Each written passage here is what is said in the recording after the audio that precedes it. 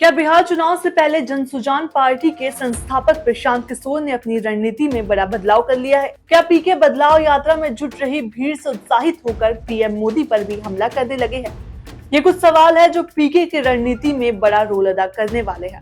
बिहार की सियासत में बदलाव की बात करने वाले प्रशांत किशोर इन दिनों फिर से सुर्खियों में हैं।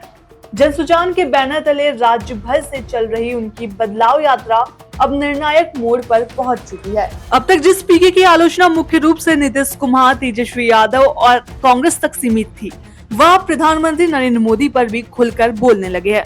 ऐसे में सवाल उठता है कि क्या पीके की रणनीति बदल गई है और अब वो क्यों पीएम मोदी सरकार के खिलाफ मोर्चा खोल रहे हैं, जबकि पहले वो या तो चुप रहते थे या तो संतुलित टिप्पणी किया करते थे।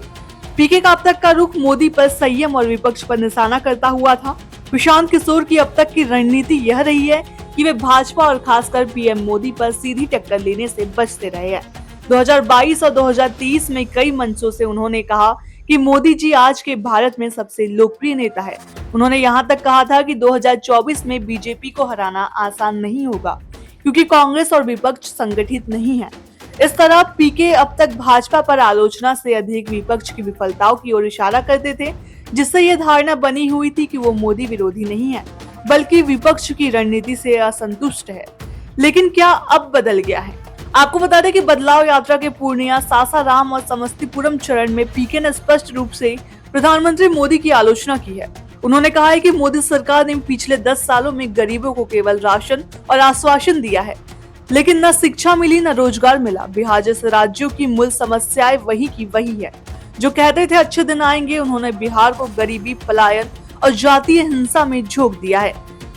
यह बयान न केवल तीखा है बल्कि ये दर्शाता है कि पीके केवल क्षेत्रीय मुद्दों तक सीमित नहीं रहना चाहते। वह खुद को एक वैकल्पिक राष्ट्रीय सोच के प्रतिनिधि के रूप में स्थापित करना चाहते हैं। राजनीतिक विशेषज्ञ बताते हैं कि पीके को यह समझ आ गया है कि वह केवल विपक्ष की आलोचना करके अपने लिए पर्याप्त जनाधार नहीं बना सकते। अगर उन्हें लोगों के बीच में यकीन दिलाना है तो उन्हें सच्चा विकल्प है तो उन्हें सत्ता पक्ष से भी टकराना होगा। भाजपा विरोधी वोट बैंक को साधना अब उनके लिए एक बड़ी चुनौती है। बीते बिहार विधानसभा चुनाव में 10% वोट और सी वोटर्स के सर्वे में नीतीश से ज्यादा लोगों ने पसंद से पीके अब काफी उत्साहित हो गए हैं। बिहार में भाजपा के विरोधी मतदाताओं की संख्या बढ़ी है। अगर पीके को कांग्रेस और राजद का विकल्प बनना है तो उन्हें इन मतदाताओं के भरोसे में लेना होगा। इसके लिए मोदी सरकार की नीतियों पर हमला करना बहुत जरूरी हो गया है। प्रशांत किशोर अब सिर्फ बिहार तक सीमित नहीं बनना चाहते। मोदी पर हमला करके वो खुद को उस वर्ग में शामिल करना चाहते हैं जहां लोग उन्हें एक राष्ट्रीय नेता की तरह देखने लगे, न सिर्फ एक राजनीतिक कार बल्कि चुनावी मैनेजर के तौर पर। वहीं कुछ विशेषज्ञों का मानना है कि पीके धीरे धीरे अपना राजनीतिक चेहरा स्पष्ट कर रहे हैं कि वे किसी गठबंधन का हिस्सा नहीं बनना चाहते बल्कि जन आंदोलन के रास्ते सत्ता तक पहुंचना चाहते हैं। आपको बता दें कि प्रशांत किशोर की यात्रा अब योजना से सियासत में बदल चुकी है। मोदी सरकार पर तीखे हमले कर उन्होंने यह साफ कर दिया है कि वे अब केवल एक नीतिगत विशेषज्ञ नहीं बल्कि एक पॉलिटिकल चैलेंजर है।